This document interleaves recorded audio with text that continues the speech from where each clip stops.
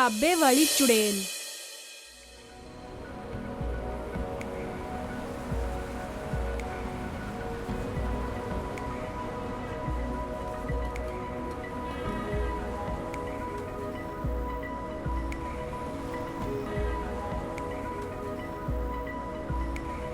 ਝੂਲੇ ਲਾਲ ਪਿੰਡ ਵਿੱਚ ਕਈ ਸਾਲਾਂ ਤੋਂ ਇੱਕ ਢਾਬਾ ਸੀ ਜਿਹੜਾ ਰਾਤ ਦੇ ਸਮੇਂ ਹੀ ਖੁੱਲਦਾ ਸੀ। ਉੱਥੋਂ ਦੀ ਆਉਣ ਜਾਣ ਵਾਲੇ ਹਰ ਰਾਹੀ ਨੂੰ ਉੱਥੋਂ ਦੀ ਖਾਣਾ ਮਿਲਦਾ ਸੀ। ਢਾਬੇ ਨੂੰ ਚਲਾਉਣ ਵਾਲੀ ਸੀਮਾ ਨਾਮ ਦੀ ਇੱਕ ਜਨਾਨੀ ਸੀ ਜੋ ਸਾਰਿਆਂ ਨੂੰ ਹੀ ਬਹੁਤ ਘੱਟ ਪੈਸਿਆਂ ਦੇ ਵਿੱਚ ਖਾਣਾ ਖਵਾਇਆ ਕਰਦੀ ਸੀ। ਇੱਦਾਂ ਹਰ ਆਉਣ ਜਾਣ ਵਾਲੇ ਰਾਹੀ ਨੂੰ ਬੜੀ ਹੀ ਖੁਸ਼ੀ ਮਿਲਦੀ ਸੀ। ਉਹ ਭੈਣ, ਤੁਸੀਂ ਤਾਂ ਬੜਾ ਹੀ ਸਵਾਦ ਖਾਣਾ ਬਣਾਉਂਦੇ ਹੋ। ਕੀ ਰਾਜ ਹੈ ਇਹਦਾ? ਬਸ ਕੁਝ ਨਹੀਂ, ਮਾਂ ਨੇ ਸਿਖਾਇਆ ਸਭ ਕੁਝ।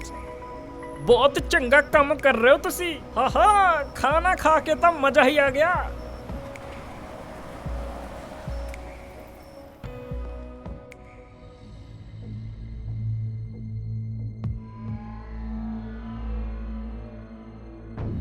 ਐਵੇਂ ਹੀ ਰੋਜ਼ ਰਾਤ ਦੀ ਤਰ੍ਹਾਂ ਸੀਮਾ ਆਪਣੇ ਢਾਬੇ ਦਾ ਕੰਮ ਕਰਦੀ ਪਈ ਸੀ ਕਿ ਉਦੋਂ ਹੀ ਉੱਥੇ ਦੋ ਟਰੱਕ ਵਾਲਿਆਂ ਦੇ ਵਿੱਚ ਬਹੁਤ ਜ਼ਿਆਦਾ ਲੜਾਈ ਹੋਣ ਲੱਗੀ। ਉੱਥੋਂ ਦੀ ਬਹੁਤ ਸ਼ੋਰ ਆਉਣ ਲੱਗਾ। ਇਹ ਵੇਖ ਕੇ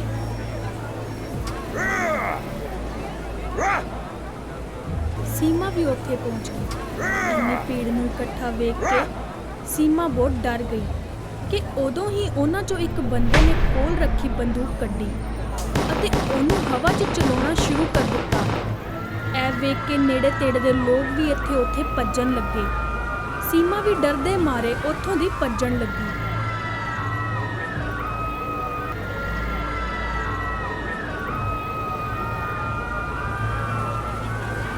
ਕਿ ਹਵਾ 'ਚ ਚੱਲੀ ਇੱਕ ਗੋਲੀ ਉਹਨੂੰ ਆ ਕੇ ਲੱਗ ਗਈ ਅਤੇ ਉਹ ਉੱਥੇ ਹੀ ਜ਼ਮੀਨ ਤੇ ਡਿੱਗ ਗਈ। ਸੀਮਾ ਦੀ ਜਦੋਂ ਅੱਖਾਂ ਖੁੱਲੀਆਂ ਤੇ ਉਹਨੇ ਆਪਣੇ ਆਪ ਨੂੰ ਹਸਪੀਟਲ 'ਚ ਵੇਖਿਆ। ਸੀਮਾ ਦੀ ਉਸ ਜਾਨਲੇਵਾ ਹਮਲੇ ਤੋਂ ਜਾਨ ਬਚ ਗਈ ਸੀ। ਸੀਮਾ ਦਾ ਇਸ ਦੁਨੀਆ 'ਚ ਹੋਰ ਕੋਈ ਵੀ ਨਹੀਂ ਸੀ। ਇਸੇ ਲਈ ਉਹਦੀ ਦੇਖਭਾਲ ਦੇ ਲਈ ਬਸ ਹਸਪੀਟਲ ਵਾਲੇ ਹੀ ਲੱਗੇ ਹੋਏ ਸੀ।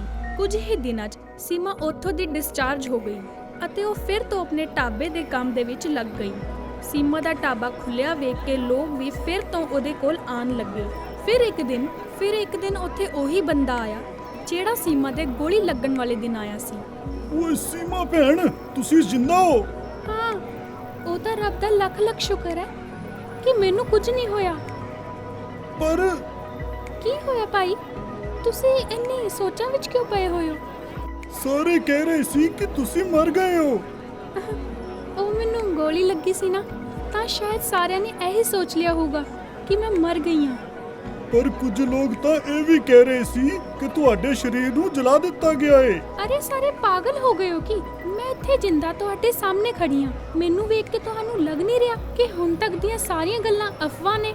ਗੱਲ ਤਾਂ ਤੁਸੀਂ ਸਹੀ ਕਹਿੰਦੇ ਪਏ ਹੋ, ਸਾਰੀਆਂ ਗੱਲਾਂ ਅਫਵਾਹਾਂ ਹੀ ਹੋਣਗੀਆਂ। ਅਸਲ 'ਚ ਬੰਦਾ ਝੂਠ ਨਹੀਂ ਬੋਲਦਾ ਪਿਆ ਸੀ ਅਤੇ ਨਾ ਹੀ ਇਹ ਕੋਈ ਅਫਵਾਹ ਸੀ। ਅਸਲ 'ਚ ਹੁਣ ਸੀਮਾ ਮਰ ਗਈ ਸੀ ਤੇ ਉਹਨੂੰ ਇਸ ਬਾਰੇ ਪਤਾ ਨਹੀਂ ਸੀ। ਜਿਹੜੇ ਹਸਪੀਟਲ 'ਚ ਸੀਮਾ ਦਾ ਇਲਾਜ ਹੋ ਰਿਹਾ ਸੀ ਉਹ ਚੁੜੇਲਾਂ ਦਾ ਹਸਪੀਟਲ ਸੀ। ਪਰ ਆਪਣੀ ਮੌਤ ਨੂੰ ਨਾ ਮੰਨਣ ਦੀ ਵਜ੍ਹਾ ਨਾਲ ਸੀਮਾ ਨੂੰ ਉੱਥੇ ਸਾਰੇ ਇਨਸਾਨ ਵਿਖਾਈ ਦੇ ਰਹੇ ਸੀ। ਸੀਮਾ ਦੀ ਗੱਲ ਸੁਣ ਕੇ ਉਹ ਬੰਦਾ ਉੱਥੋਂ ਦੀ ਚਲਾ ਗਿਆ ਸੀ, ਜਿਹਦੇ ਬਾਅਦ ਢਾਬੇ ਤੇ ਕਈ ਬੰਦੇ ਖਾਣਾ ਖਾਣ ਦੇ ਲਈ ਆਏ। ਖਾਣਾ ਖਾਂਦੇ ਹੀ ਸਾਰਿਆਂ ਨੇ ਉਲਟੀਆਂ ਕਰਨੀਆਂ ਸ਼ੁਰੂ ਕਰ ਦਿੱਤੀਆਂ। ਇਹ ਕਿੰਨਾ ਗੰਦਾ ਖਾਣਾ ਬਣਾਇਆ ਹੈ।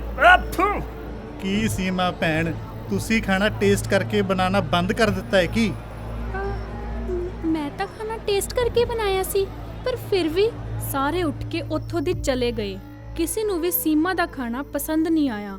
ਸੀਮਾ ਹੁਣ ਚੁੜੇਲ ਬਣ ਗਈ ਸੀ, ਇਸੇ ਲਈ ਉਹਨੂੰ ਹੁਣ ਖਾਣੇ ਦਾ ਟੇਸਟ ਵੀ ਨਹੀਂ ਪਤਾ ਚੱਲ ਰਿਹਾ ਸੀ। ਜਦੋਂ ਦੀ ਉਸ ਹਸਪੀਟਲ ਤੋਂ ਆਈਆਂ ਉਦੋਂ ਤਾਂ ਕੁਝ ਨਾ ਕੁਝ ਅਜੀਬ ਹੀ ਹੁੰਦਾ ਜਾ ਰਿਹਾ ਹੈ। ਸੀਮਾ ਅਜਿਹਾ ਸੋਚ ਹੀ ਰਹੀ ਸੀ ਕਿ ਉਦੋਂ ਹੀ ਇੱਕ ਕੁੜੀ ਦੇ ਚੀਕਾਂ ਦੀ ਆਵਾਜ਼ਾਂ ਆਉਣ ਲੱਗੀਆਂ। ਹੈਲਪ ਹੈਲਪ, ਕੋਈ ਬਚਾਓ, ਮੇਰੀ ਮਦਦ ਕਰੋ। ਦੂਰੋਂ ਆਉਂਦੀ ਆਵਾਜ਼ਾਂ ਨੂੰ ਸੁਣ ਕੇ ਸੀਮਾ ਨੂੰ ਬਹੁਤ ਅਜੀਬ ਲੱਗਿਆ ਅਤੇ ਉਹ ਢਾਬੇ ਤੋਂ ਬਾਹਰਲੇ ਪਾਸੇ ਗਈ। ਚਾਰੇ ਪਾਸੇ ਬਹੁਤ ਸੰਨਾਟਾ ਸੀ।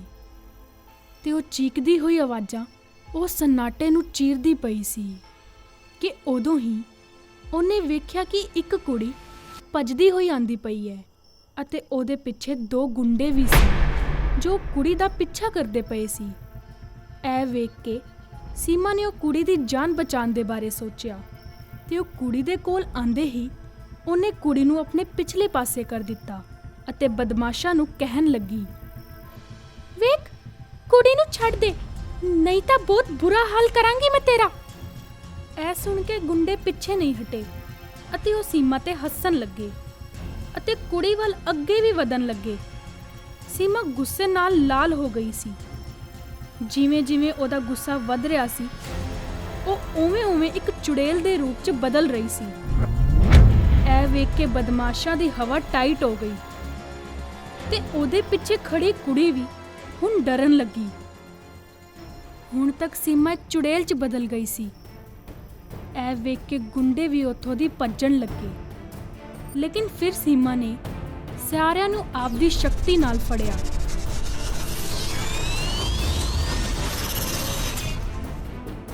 ਅਤੇ ਹਵਾ 'ਚ ਮਾਰਨਾ ਸ਼ੁਰੂ ਕਰ ਦਿੱਤਾ। ਥੋੜੀ ਹੀ ਦੇਰ 'ਚ ਗੁੰਡਿਆਂ ਦੀ ਬੁਰੀ ਹਾਲਤ ਹੋ ਗਈ ਅਤੇ ਚੁੜੇਲ ਬਣੀ ਸੀਮਾ ਨੇ ਸਾਰਿਆਂ ਨੂੰ ਚੱਕ ਕੇ ਧਰਤੀ ਤੇ ਸਿੱਟ ਦਿੱਤਾ। ਮੌਕਾ ਵੇਖਦੇ ਹੀ ਗੁੰਡੇ ਉੱਥੋਂ ਦੀ ਭੱਜਣ ਲੱਗੇ ਤੇ ਸੀਮਾ ਨੇ ਉਸ ਕੁੜੀ ਨੂੰ ਵੀ ਉੱਥੋਂ ਦੀ ਜਾਣ ਲਈ ਬੋਲ ਦਿੱਤਾ। ਹੁਣ ਸੀਮਾ ਇਹ ਗੱਲ ਮੰਨ ਗਈ ਸੀ ਕਿ ਉਹ ਇੱਕ ਇਨਸਾਨ ਨਹੀਂ ਬਲਕਿ ਇੱਕ ਚੁੜੇਲ ਹੈ। ਆਪ ਨੂੰ ਹੁਣ ਤੱਕ ਜਿੰਦਾ ਸਮਝਣ ਦੀ ਵਜ੍ਹਾ ਨਾਲ ਸੀਮਾ ਆਪਣੇ ਇਨਸਾਨੀ ਰੂਪ ਨੂੰ ਹੀ ਅਸਲੀ ਰੂਪ ਸਮਝ ਰਹੀ ਸੀ। ਨਾਲ ਹੀ ਮਨ 'ਚ ਕਾਤਲਾਂ ਨੂੰ ਮਾਰਨ ਦੀ ਭਾਵਨਾ ਨਾਲ ਸੀਮਾ ਚੁੜੇਲ ਨਗਰੀ 'ਚ ਜਾਣਾ ਨਹੀਂ ਚਾਹੁੰਦੀ ਸੀ। ਪਰ ਹੁਣ ਉਹਨੂੰ ਇਹ ਪਤਾ ਚੱਲ ਗਿਆ ਸੀ ਕਿ ਉਹਨੂੰ ਹੁਣ ਵਾਪਸ ਜਾਣਾ ਹੀ ਹੋਊਗਾ। ਹੁਣ ਮੈਨੂੰ ਮੰਨਣਾ ਹੀ ਪਊਗਾ ਕਿ ਮੈਂ ਮਰ ਗਈ ਹਾਂ। ਕਦੋਂ ਤੱਕ ਆਪਣੀ ਅਸਲੀਅਤ ਤੋਂ ਭੱਜਦੀ ਰਵਾਂਗੀ? ਮੇਰੀ ਜਗ੍ਹਾ ਇੱਥੇ ਨਹੀਂ ਹੈ, ਮੇਰੀ ਜਗ੍ਹਾ ਉੱਥੇ ਹੀ ਹੈ, ਮੇਰੇ ਲੋਕਾਂ ਦੇ ਕੋਲ। ਪਰ ਮੈਂ ਜ਼ਰੂਰ ਆਵਾਂਗੀ ਆਪਣੇ ਕਾਤਿਲਾਂ ਤੋਂ ਬਦਲਾ ਲੈਣ ਦੇ ਲਈ। ਇੱਦਾਂ ਕਹਿ ਕੇ ਸੀਮਾ ਉੱਥੋਂ ਦੀ ਜੰਗਲ ਦੇ ਪਾਸੇ ਆਪਣੇ ਲੋਕਾਂ ਦੇ ਕੋਲ ਚਲੀ ਗਈ, ਪਰ ਫਿਰ ਤੋਂ ਇੱਕ ਵਾਰ ਵਾਪਸ ਆਉਣ ਦੇ ਵਾਅਦੇ ਦੇ ਨਾਲ। ਜੇ ਤੁਹਾਨੂੰ ਇਹ ਵੀਡੀਓ ਪਸੰਦ ਆਇਆ ਹੋਵੇ ਤਾਂ ਲਾਈਕ, ਸ਼ੇਅਰ, ਕਮੈਂਟ ਜ਼ਰੂਰ ਕਰਿਓ ਤੇ ਸਭ ਤੋਂ ਪਹਿਲਾਂ ਸਾਡੇ ਵੀਡੀਓਜ਼ ਦੇਖਣ ਲਈ ਚੈਨਲ ਸਬਸਕ੍ਰਾਈਬ ਕਰੋ ਤੇ ਬੈਲ ਆਈਕਨ ਤੇ ਕਲਿੱਕ ਕਰਨਾ ਨਾ ਭੁੱਲਿਓ।